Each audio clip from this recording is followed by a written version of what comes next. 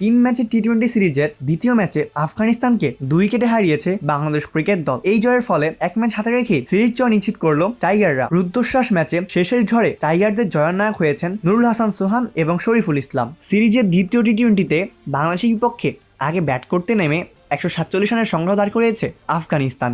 বাংলাদেশি স্পিনারদের সামনে সংগ্রাম করেছেন আফগান ব্যাটাররা। শেষ দিকে মোহাম্মদ নবীর 12 বলে 20 রানের ঝড়ো ইনিংসে 150 রানের কাছাকাছি গেছে আফগানরা।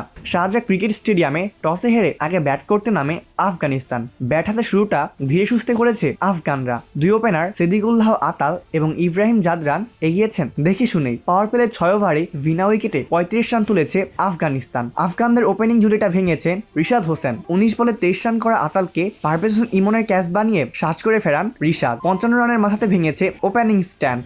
আতালের বিদায়ের পর ইব্রাহিমের সাথে যোগ দিয়েছেন অভিজ্ঞপূর্ণ রামানুল্লাহ গুরবাজ এবং ইব্রাহিম এগিয়েছেন কার্যকরী ব্যাটিংয়ে। দুজনে মিলে দলের বোর্ডে রান তুলেছেন। ধীর ব্যাটিংয়ে 37 বলে 38 রান করে ইব্রাহিম ফিরেছেন দলের 71 রানের মাথাতে। গুরবাজ খেলেছেন 22 বলে 30 রানের ক্যামিও। শেষ দিকে ক্রিজে জুটি বাঁধেন মোহাম্মদ নবী এবং আজমাতুল্লাহ ওমারজাই। দুজনের ক্যামিওতে ভর করে 150 রানের কাছাকাছি গেছে আফগানদের ব্যাটিং লাইন আপ। তবে থেমেছে 150 রানের আগেই। নির্ধারিত 20 ওভার শেষে 5 উইকেট হারিয়ে বোর্ডে 147 রান তোলে আফগানিস্তান। 17 বলে 19 রান করে টিকেছিলেন ওমারজাই। নবী অপরাজিত ছিলেন 12 বলে 20 রান করে।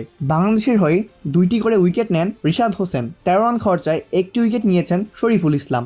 জবাব দিতে নেমে দুই টাইগার ওপেনার তানজিদ হাসান তামিম এবং পারভেজ হোসেন ইমন দ্রুতই ফিরেছেন। দুজনেই করেছেন 2 রান করে। 7 বলে 2 রান করেছেন তানজিদ, 5 বলে 2 রান করেন ইমন। দলের 16 রানের মাথাতেই সাজ করে ফিরে যান দুই ওপেনার। 3 নম্বরে নামা সাইফ হাসান ভালো শুরু পেয়েও বেশি একটা সুবিধা করতে পারেননি। লম্বা হয়নি সাইফের ইনিংসও। 14 বলে 8 রান করে বিদায় নেন সাইফ। 24 রানের মধ্যে 3 উইকেট হারিয়েছে বাংলাদেশ ক্রিকেট দল। পাওয়ার প্লে শেষে 6 ওভারে 3 উইকেট হারিয়ে 37 রান তোলে টাইগাররা। চতুর্থ উইকেটে জুটি বাঁধেন শামীম হোসেন পাটোয়ারি এবং জাকের আলী অনিক। দুজনের কার্যকারী ব্যাটিংয়ে এগিয়েছে বাংলাদেশের ইনিংস। ব্যাট হাতে নিজেদের মুনশিয়ানা দেখিয়েছেন এই দুজনেই। জাকের হাঁকিয়েছেন 2টি ছক্কা এবং 2টি 4। 25 বলে 32 রানের ইনিংস খেলে বিদায় নেন অধিনায়ক জাকের আলী অনিক। জাকেরের বিদায়ের পর ক্রিজে আসেন নুরুল হাসান সোহান। আগ্রাসী ব্যাটিংয়ে দলের ইনিংস টেনেছেন শামীমও। সোহানও সঙ্গ দিয়ে গেছেন শামীম হোসেনকে। 22 বলে 33 রানের ইনিংস খেলা শামীম আউট হয়েছেন 102 রানের মাথাতে। সোহান ক্রিজে টিকেছিলেন শেষ পর্যন্ত।